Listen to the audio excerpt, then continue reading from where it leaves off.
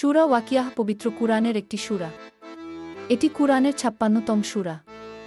সূরাটি মক্কায় অবতীর্ণ হয়েছে। এর আয়াত সংখ্যা ৯৬। এটি মূলত কিয়ামতের ভয়াবহতা, জান্নাত জাহান্নাম এবং রিজিক বৃদ্ধির ফজিলত সম্পর্কে কথা বলে। প্রতিদিন রাতে এই সূরা পাঠ করলে অভাবন্টন দূর হয় বলে হাদিসে বর্ণিত হয়েছে।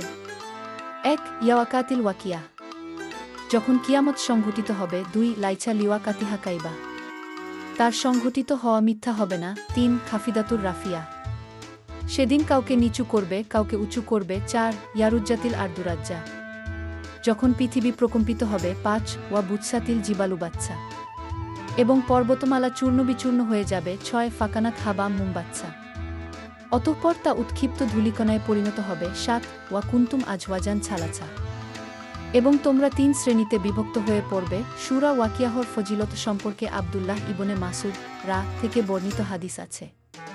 রাসূলুল্লাহ বলেছেন, যে ব্যক্তি প্রতিদিন রাতে সূরা ওয়াকিয়াহ তিলাওয়াত করবে, তাকে কখনো অভাবন্টন স্পর্শ করবে না।